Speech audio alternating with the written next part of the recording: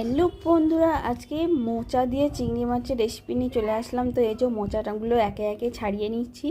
তো ছাড়া হয়ে গেলে আমি ভালো করে কেটে ধুয়ে পরিষ্কার করে সেদ্ধ করে নিলাম। এই যে সেদ্ধ করে জলটাকে আলাদা করে রেখে দিয়েছি।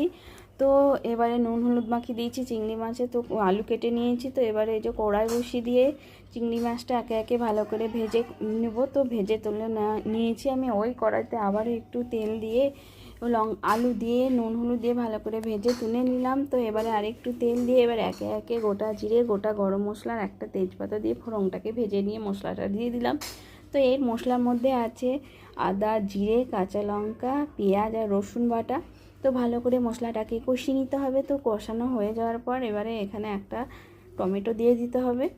এবারে টমেটোটা দিয়ে দেওয়ার পর একটু নুন দিয়ে দিলাম, দিয়ে ভালো করে কষিয়ে নিতে হবে। তো কষানো আমার ভালো করে কষানো হয়ে যাচ্ছে। তো কষানো হয়ে গিয়েছে। এবারে মোচা সেদ্ধটা আমি এর মধ্যে দিয়ে দিলাম।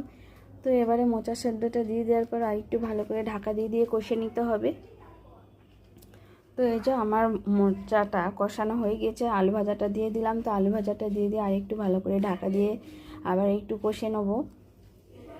তো এই যে ঢাকা দিয়ে দিলাম। তো এবার ঢাকা খুলে নেওয়ার পর এবারে এই যে চিংড়ি মাছগুলো দিয়ে দিলাম। তো এবারে আরেকটু ভালো করে ঢাকা দিয়ে দিয়ে কষিয়ে নিয়ে হালকা একটু জল দিয়ে এবারে ঢাকাটা দিয়ে দেবো হয়ে যাওয়ার অপেক্ষায়। তো দেখো বন্ধুরা, নামানোর আগে একটু ঘি, গরম মশলা দিয়ে মোচাটাকে নামিয়ে নিতে হবে। তো দেখো বন্ধুরা, আমার চিংড়ি মাছ দিয়ে মোচা ঘান্ট রেসিপিটা পুরো কমপ্লিট হয়ে গেছে। তো যদি ভালো লাগে একটা লাইক করো, আর এটা দুর্দান্ত খেতে লাগে।